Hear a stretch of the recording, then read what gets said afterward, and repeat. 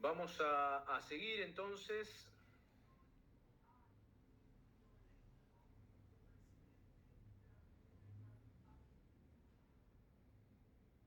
Con algunos casos especiales. Por ejemplo, los gastos de transporte se distribuyen, o sea, el gasto que tenga el contribuyente, en partes iguales entre el origen y el destino de ese viaje, ¿sí? Entonces yo tengo transporte de mercaderías, el 50% del gasto va al origen, el 50% va al destino. Los gastos y comisiones bancarias, donde está abierta la cuenta, ¿sí? Y después nos puede pasar que tengamos gastos que estén indistintamente vinculados con ingresos computables y no computables, ¿sí? En ese caso irán sujetos a un prorrateo, ¿sí? Similar a la IVA, o sea, ingresos computables sobre total de ingresos, bueno, esa va a ser la proporción que esos gastos que no pueda atribuir directamente los pueda, de alguna manera, atribuir. Bueno, esto es lo que le decía del coeficiente unificado. Y bien, acá un tema importante. ¿A qué periodo se aplica, ¿sí?, el coeficiente unificado? ¿Sí? El coeficiente debe aplicarse de enero a diciembre, ¿sí? Enero a diciembre. Acá ya lo hago un ejemplo. El coeficiente unificado del 2020 es de aplicación para las liquidaciones del enero 21 a diciembre 21. Ahora bien, hay una situación. Sin embargo, dice, en aquellos casos que no fuera posible obtener el coeficiente para la liquidación de enero, se continuará aplicando ese coeficiente unificado hasta marzo y en abril se van a ajustar esas bases imponibles por los primeros 3 meses. ¿Qué significa esto? Bueno, nosotros tenemos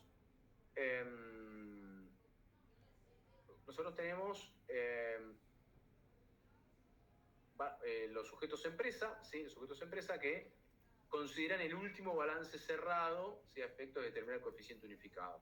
Ahora bien, imagínense una empresa que cierra en diciembre, ¿sí? Una empresa que cierra en diciembre. En enero es imposible que ese balance esté legalizado, ¿sí?, aprobado por asamblea, etc. Entonces, ¿sí?, es imposible que en enero ese sujeto tenga el coeficiente unificado, ¿sí? ¿Se entiende eso?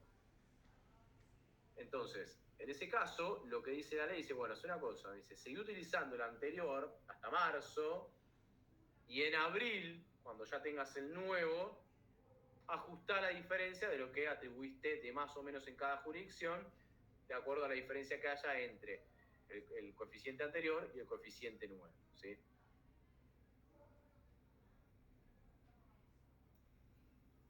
Bien, eso es todo lo que tiene que ver con el régimen general. ¿Alguna duda, sí, que tengan, algo que quieran consultar?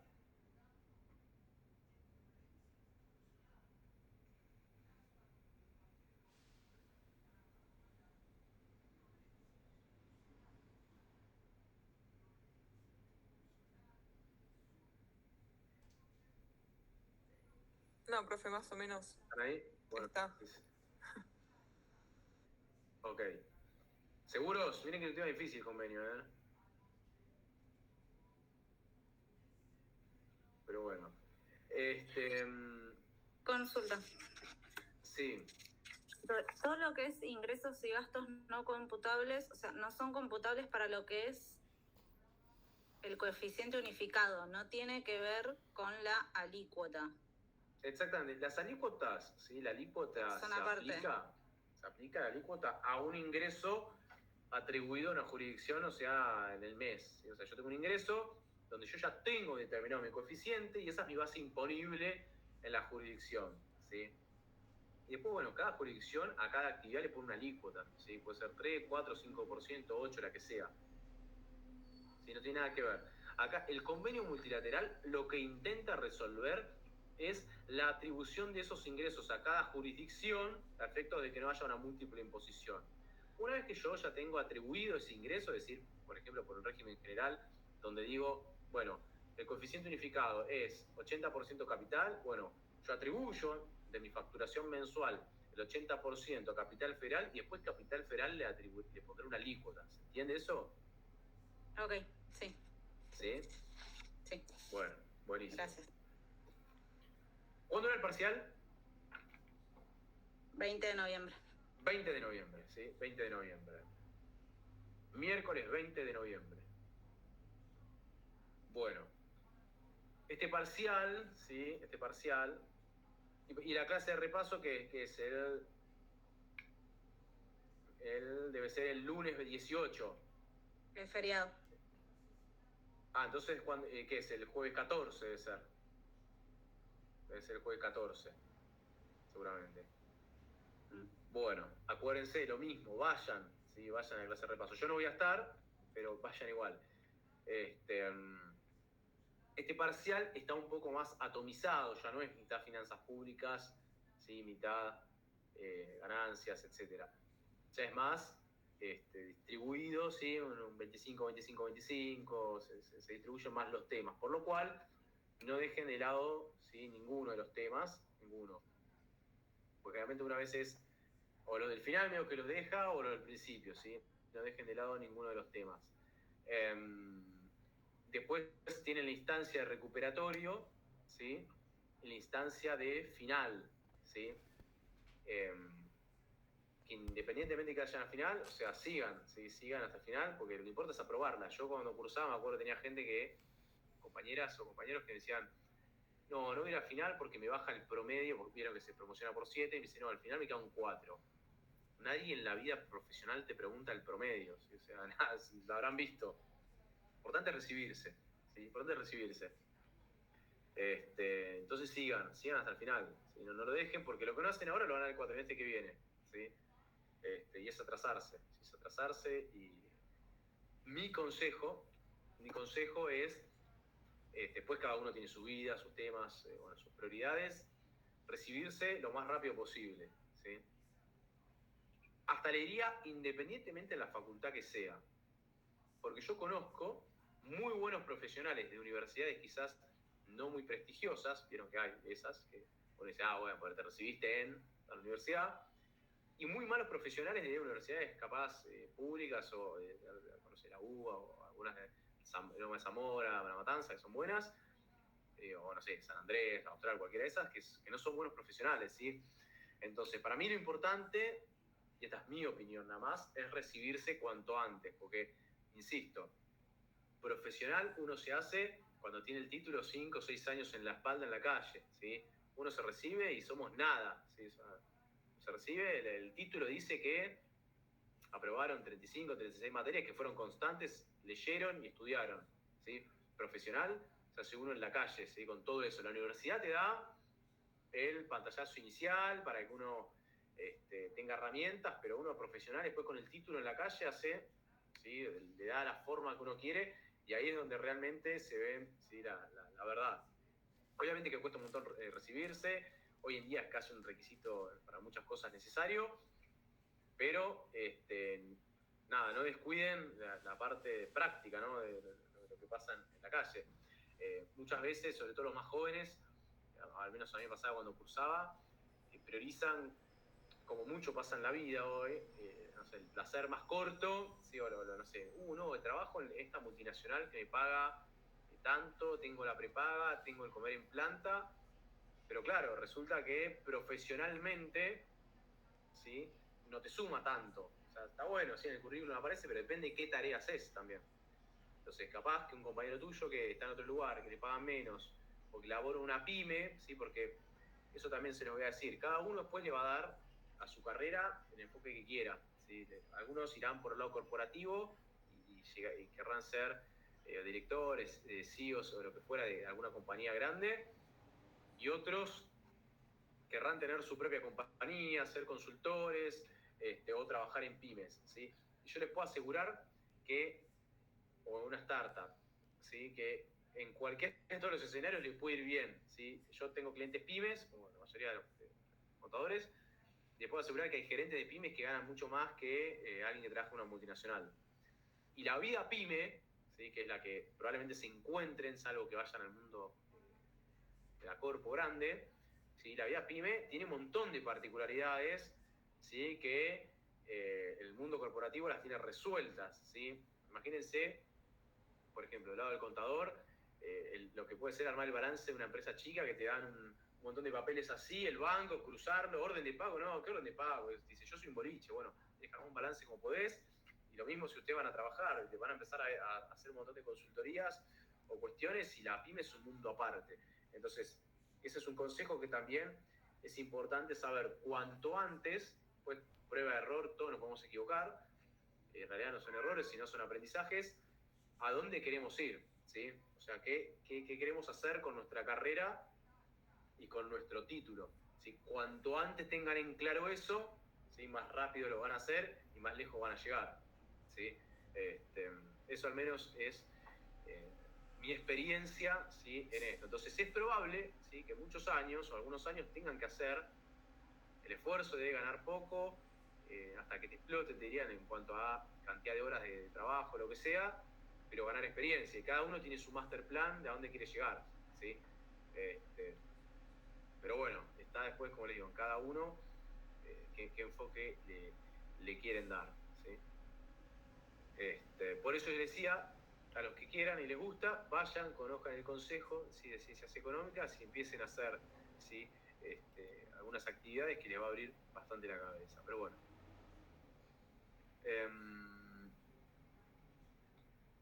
Bien.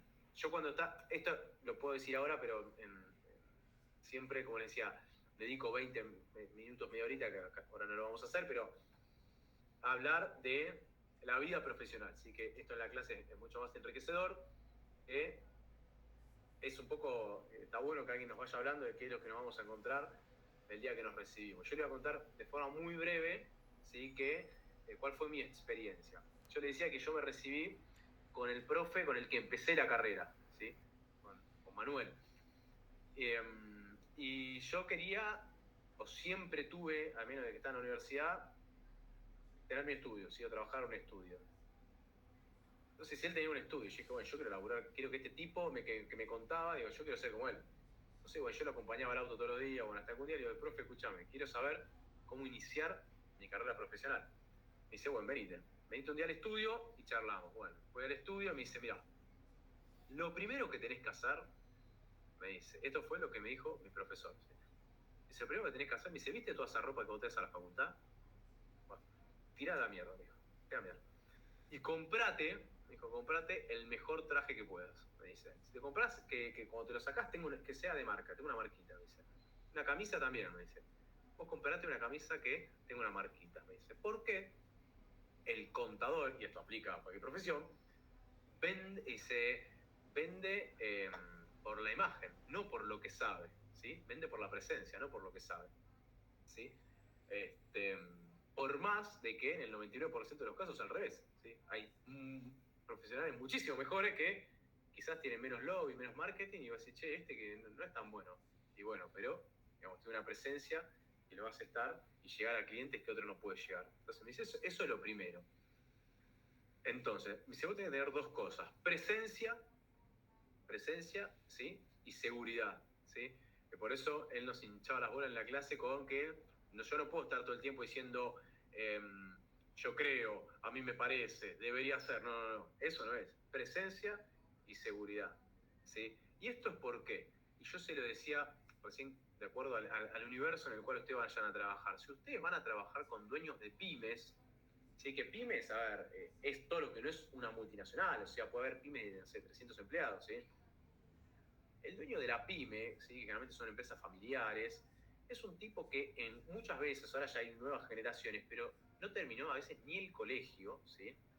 Pero es una persona muy comercial, ¿sí? O que conoce muchísimo la calle y tiene un montón de plata. El tipo hizo un montón de plata, ¿sí? Con su compañía, y quiere estar con alguien que esté a la altura de ellos. Entonces, si vos te juntás con un cliente, te dicen, no, esta camiseta me la compré en Miami, esto me lo compré, dice, no compré en McCowan de Jumbo, ¿sí? Entonces buscan que esté alguien a la altura de ellos, ¿sí? Y aparte esto se da la pauta pues, para cobrar un honorario terrible. Ahora, si yo voy a visitar a mi cliente, ¿sí? Y me bajo de un Renault 12 con un zapato que está sin ilustrar y una camisa que está sin planchar, van a decir, este tipo a qué viene, ¿sí? Bueno, y es así. Ese es el consejo que a mí me dio. Y yo se los quiero transmitir. Después cada uno podrá estar de acuerdo o desacuerdo. podemos coincidir que no está bien, pero bueno, el mundo, cuando uno sale, se maneja así, y te relojean de arriba para abajo, y uno puede decir, che, pero yo puedo ser un profesional excelente y vestirme como quiero, por supuesto. Ahora, a nosotros lo que nos interesa es ir a ganar plata, ¿sí? Bueno, parte del mundo se vive por ahí. Lo único, que sí les doy un consejo, es que cuando van a visitar a un cliente, ¿sí? O incluso si van a una entrevista de trabajo o lo que sea, tampoco vayan disfrazados, ¿sí? Pues si yo voy a una metalúrgica en San Martín y caigo con un Tom Ford, se entiende, todo en zapatos encharolados, y no doy con el lugar, ¿sí? Pero tengo que llevar igual la mejor presencia posible. Que quizás no sea un traje Tom Ford, pero bueno, puedo llevar algo que esté, ¿sí?, a la altura. Bueno, ese es el consejo, ¿sí?, que a mí me dieron. Y yo lo que después les quiero sumar a eso es que sean humildes, ¿sí? Sean humildes. Es que no crean que porque se reciben se llevan el mundo por delante. Licenciado, contador, orgullo, no. O sea, tenemos que entender que, de vuelta, nos recibimos, pero no somos nada, ¿sí? No somos nada. Hasta que hacemos nuestros primeros pasos en la calle y nos vamos a comer un montón de cosas que la vamos a tener que pasar. Porque el día de mañana ustedes se van a recibir, ¿sí? Y hay licenciados en administración que tienen 30 años de calle. Y probablemente ustedes le pregunten algo, van a decir una boludez. Y el de 30 años en la calle no. Entonces si yo los contrato, voy a decir, ¿por qué este me dice esta boludez y este no? Y porque tiene 30 años de experiencia, ¿sí? Y esa de la única manera que la aprendamos es estar en la calle, ¿sí?, codeándonos con empresarios, clientes, etcétera. Entonces, un consejo es que sean humildes, ¿sí? Y humildes no significa, o sea, dejarse pasar por arriba, lo que sea, sino de estar dispuesto siempre a aprender y a entender cómo se maneja, ¿sí?, un poco el mundo. Ese es un consejo que ahí me dieron. Lo cómico de esto, que esta clase, bueno, imagínense si esta charla la hubiéramos tenido hoy, 37 grados, yo una vez estaba dando esta charla, que siempre digo lo mismo, y mientras yo hablaba de la presencia y seguridad, adelante mío tenía un chico que estaba en ojotas, short de fútbol y una remera de dudosa lavada, que yo dije, ¿qué carajo estoy haciendo? No lo voy a convencer nunca, pero bueno, más o menos, a la otra clase vino con un jean largo, aunque sea, lo convencí. Pero bueno, nada, eso es un consejo que a mí me dieron, ¿sí?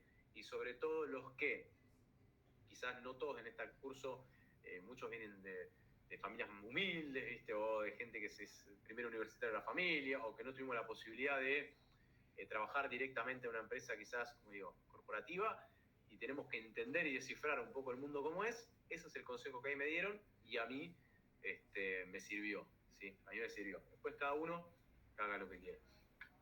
Pero bueno, vamos a seguir, así podemos terminar la clase de hoy.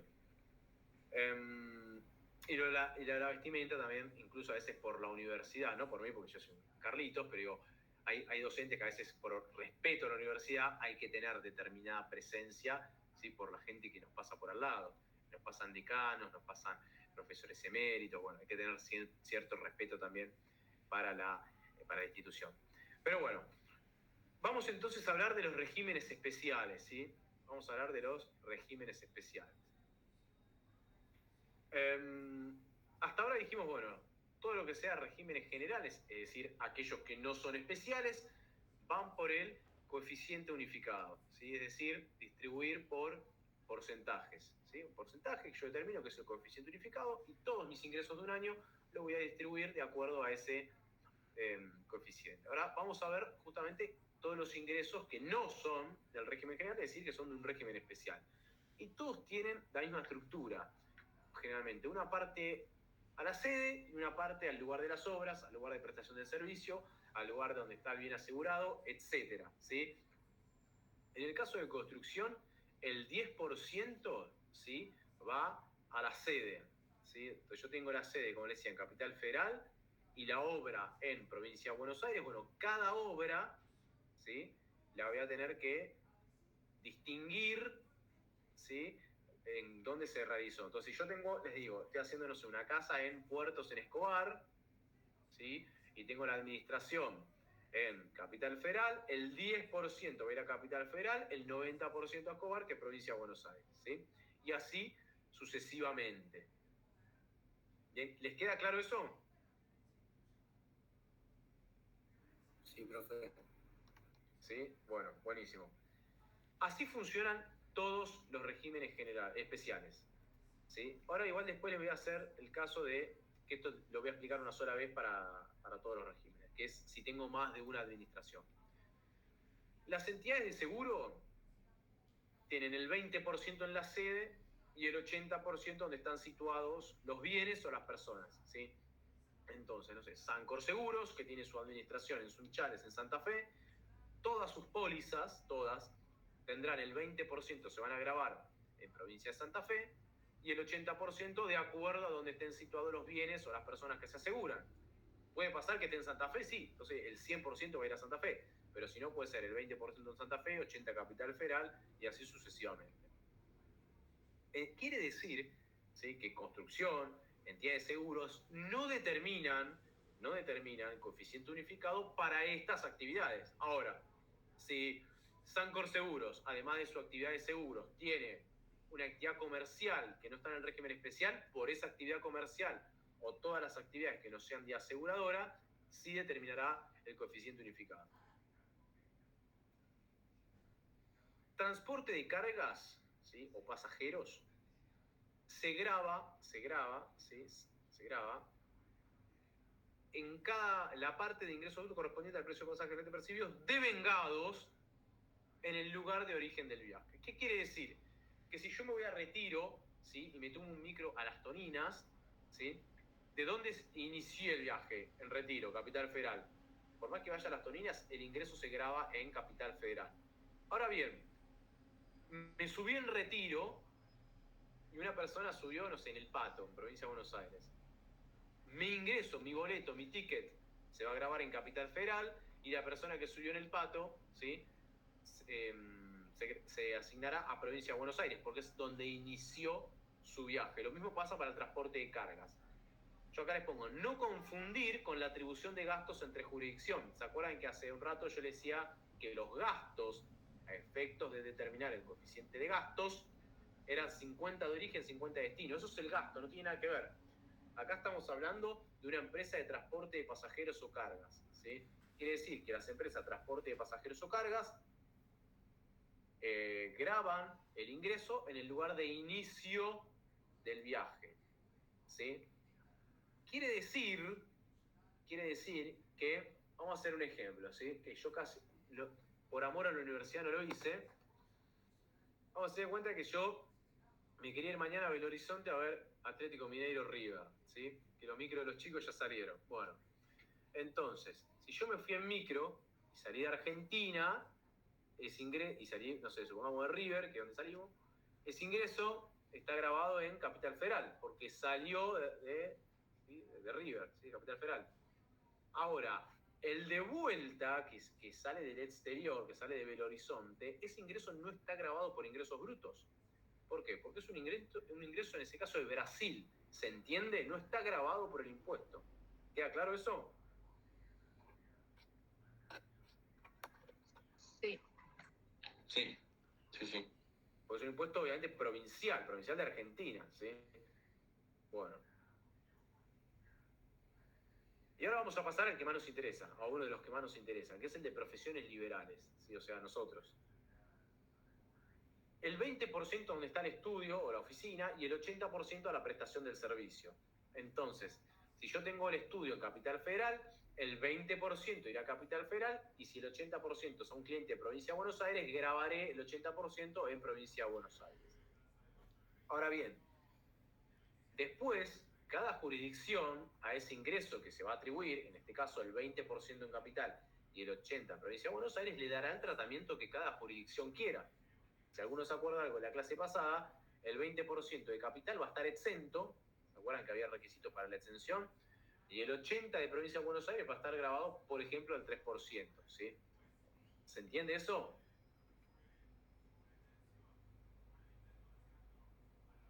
Sí, profe. ¿Sí?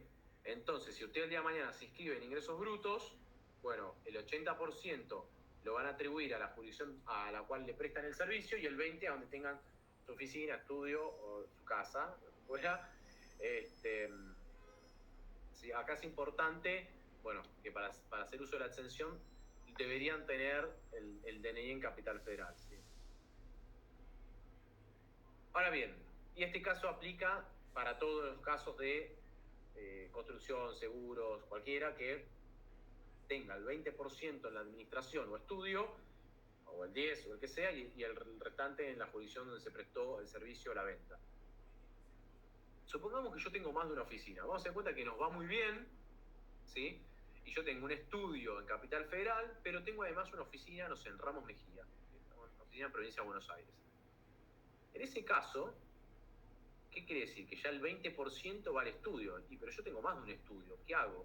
¿Cómo distribuyo ese 20%? Bueno, la ley dice que ese 20%, ¿sí? El 20%, tengo que hacer como otro coeficiente, digamos. Lo voy a tener que distribuir en función de los gastos. Quiere decir que si yo tengo 2 estudios, uno en capital y uno en provincia, bueno, si el 70% de los gastos de los estudios están en capital, el 20%, ¿sí? Que corresponde por el régimen de profesiones liberales, de ese 20%, el 70% va a ir a capital y el 30% a provincia de Buenos Aires. ¿Sí? Eso era en función de los gastos. ¿Se entiende eso?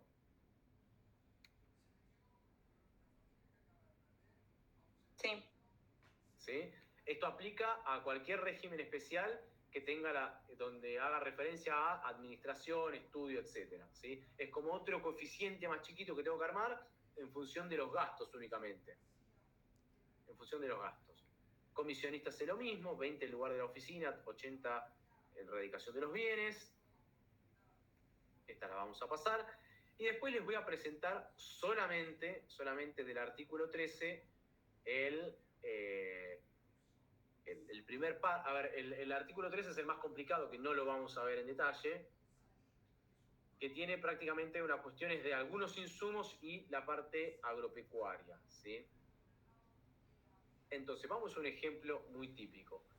Es muy frecuente, ¿sí? Que se dé, por ejemplo, que el propio productor traslada a otra jurisdicción, ¿sí? Sin facturar, para la posterior venta en otra jurisdicción, ¿sí? Por ejemplo, tengo mi campo en la provincia de Buenos Aires, traslado el ganado sin facturar al mercado de Liniers y en el mercado de Liniers se vende, ¿sí? Entonces, sería injusto atribuir esa venta solamente a Capital Federal cuando toda la producción y todos los gastos estuvieron en provincia de Buenos Aires, ¿entiende?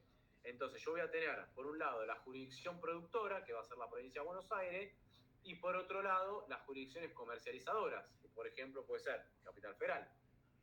Entonces, el primer párrafo del artículo 13 te dice, bueno, mira, el 85% lo vas a atribuir a la jurisdicción productora, en este caso provincia de Buenos Aires. Y el 15% restante lo vas a distribuir entre las jurisdicciones en las cuales lo comercialices, ¿sí? El segundo y el tercer párrafo son situaciones que no las vamos a explicar, pero que son similares para algunas cuestiones puntuales, ¿sí? Y terminamos ahí. Bien. Bien. Ahora bien,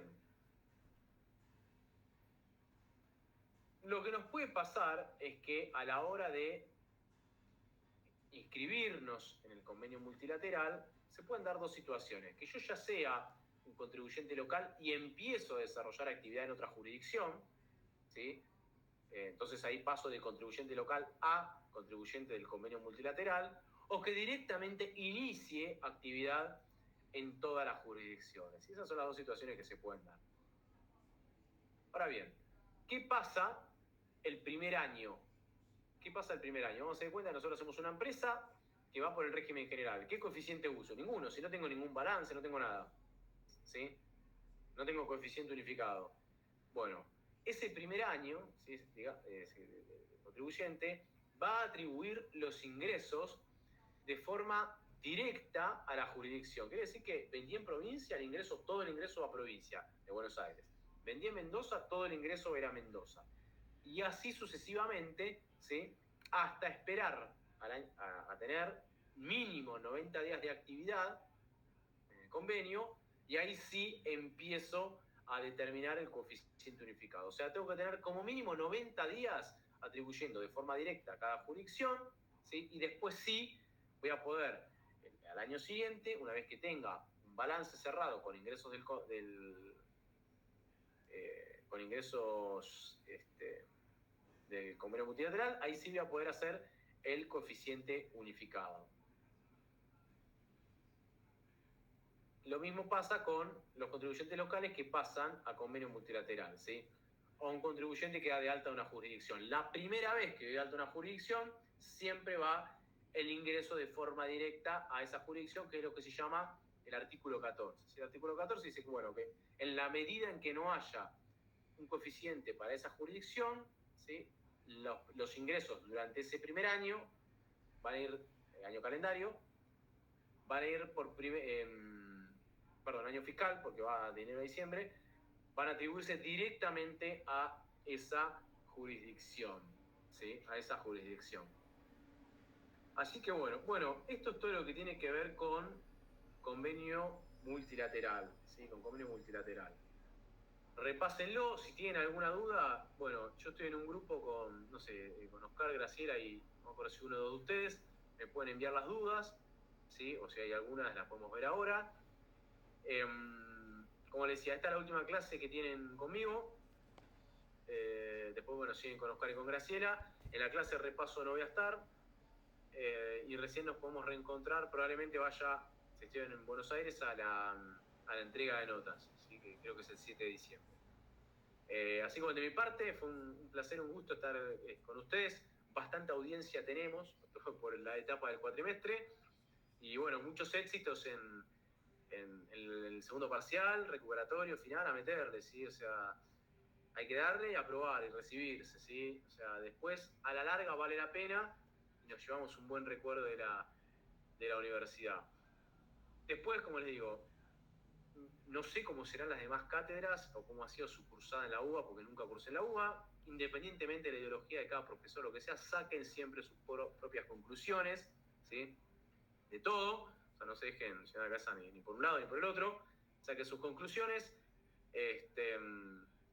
Creo que todos estamos a favor de que la universidad sea pública, pero sí que hay algunas cuestiones para mí que hay que rever, ¿sí? o replantear, como por ejemplo les digo, no sé, somos 45 e iniciamos 100, o sea, no puede ser que sea tan gratuito y arbitrario que 45 personas, ¿viste? Dejen una materia. Yo, por ejemplo, y después lo último que quería decir, si algún día alguien quiere hacer algo por la universidad pública, ustedes pueden ayudar, hay un montón de maneras de ayudar, o por ejemplo dando clases, ¿sí?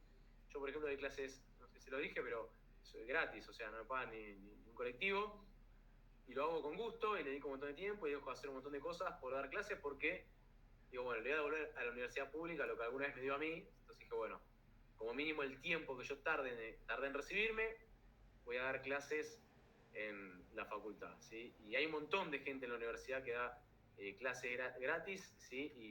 Y no hay concursos, es un montón, pero bueno, hay un montón de gente que eso, digamos, es vocación por hacerlo y ojalá ustedes algún día lo puedan hacer y colaborar, como, bueno, hoy yo estoy ayudando con ustedes, o bueno, un montón de profesores que han cursado seguramente lo han hecho. Así que bueno, de mi parte, gracias, y bueno, probablemente nos encontremos cuando estén todos aprobados y recibidos, lo que estén ahí por recibirse. Así que bueno, nada, gracias, y cualquier cosa, como les digo, me escriben al WhatsApp y me hacen las consultas.